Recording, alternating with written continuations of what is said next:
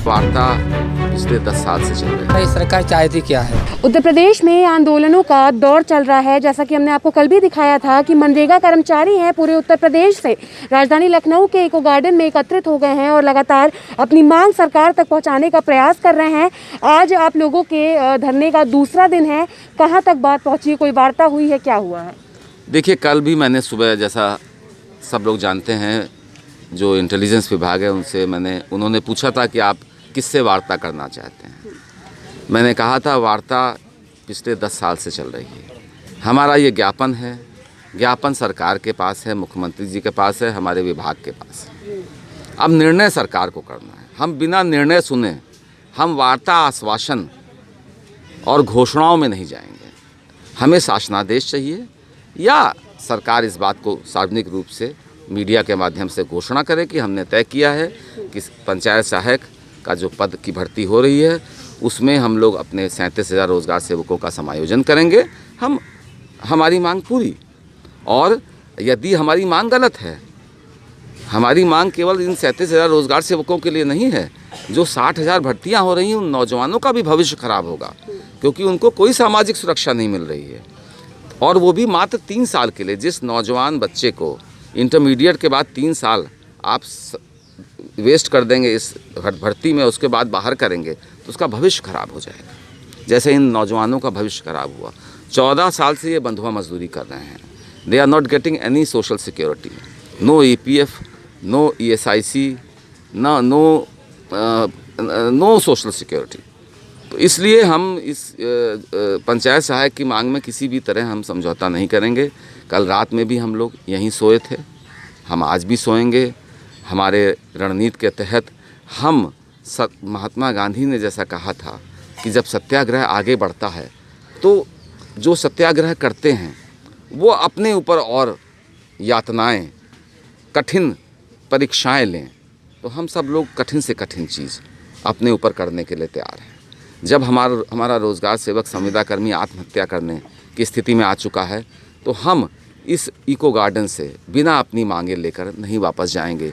दूसरी हमारी प्रमुख मांग है जो बड़ी क्लियर है कि सेवा प्रदाता, सर्विस प्रोवाइडर मनरेगा में बिल्कुल अनुमन्य नहीं है, क्योंकि इन लोगों को जो मानदेय मिलता है, जो इनको तनख्वाह मिलती है, वो 6% प्रशासनिक मद से मिलती है। ऐसी स्थिति में पिछले 10 वर्षों में इनको समय से कभी मानदेय नहीं मिला। तो आज जिस प्रशासनिक मद की कमी के कारण मानदेय नहीं मिला है, उसी प्रशासनिक मद से सेवा प्रदाता जो शिक्षित नौजवानों का दलाल के रूप में, ठेकेदार के रूप में, सप्लायर के रूप में आज भ्रष्ट अधिकारी लाना चाहते हैं, उनको करोड़ों रुपए, उस सेवा प्रदाता निजी कंपनी को करोड़ों रुपए देने का कोई औचित्य नहीं है। और भी लोग मौजूद हैं, उनसे भी बात करेंगे। क्या लगता है कि कहां तक बात पहुंच पाई है, कितनी उम्मीद है, कितनी जल्दी कार्रवाई हो जाएगी? हमें तो ये समझ में आ रहा है, हम लोग कल से यहाँ बैठे हुए हैं, कुछ अभी समझ में नहीं आ रहा है ये सरकार चाहती क्या है।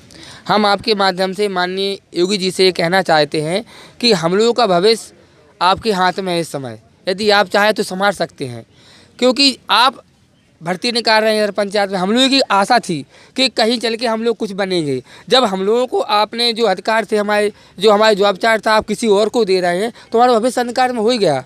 इसलिए हम उनसे यही कहना चाहते हैं और हम उनका सम्मान भी करते हैं। आज उनसे यही कहने के लिए आए हैं कि हमारी जो मांग है, आप पंचायत सहायक की भर्ती को आप तत्काल रूप से उसे रोका जाए और हम लोग उसमें समायोजन किया जाए, हमारा जॉब चार्ट उसमें जोड़ा जाए। अन्यथा की स्थिति में आप इस लायक आगे नहीं रहेंगे। मैं आज इस माध्यम से, आपके माध्यम से कहना चाहता हूँ माननीय योगी जी से कि यदि आज हम लोगों को आप लोगों ने नहीं किया उस पद पर, तो आप अगली बार यूपी में नहीं रहेंगे, किसी और को लाएंगे। यही बात मैं आपके माध्यम से कहना चाहता हूँ। समझ जाओ अभी आप। आज दूसरा दिन है आंदोलन का, कब तक आंदोलन चलने वाला है? आंदोलन ये अनिश्चितकालीन चलेगा।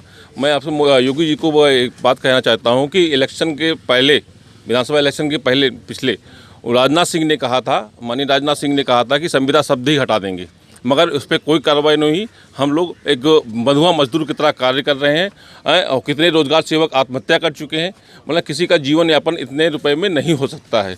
इसलिए योगी जी से यही प्रार्थना करते हैं कि हम लोग की बातें सुने, नहीं तो जिस तरह प्रधान के पद के लिए इलेक्शन में उनको दिखा दिया कि कोई भी बीजेपी का कैंडिडेट नहीं जीता, इस विधानसभा में हम ये भी दिखा देंगे कि कोई भी बीजेपी कैंडिडेट नहीं जीतेगा। है उनको ये हार सहनी पड़ेगी। तो जैसा कि आपने देखा यहाँ पर कर्मचारी मौजूद हैं, इन लोगों का कहना यही है कि आज धरने का दूसरा दिन है, लेकिन अगर हमारी मांगें पूरी नहीं होती हैं तो ये जो धरना है ये अनिश्चितकालीन की तरह चलता रहेगा। और अगर हमारी मांगें पूरी नहीं होती है तो इसका खामियाजा योगी सरकार को 2022 में होने वाले चुनाव में देखने को मिल सकता है।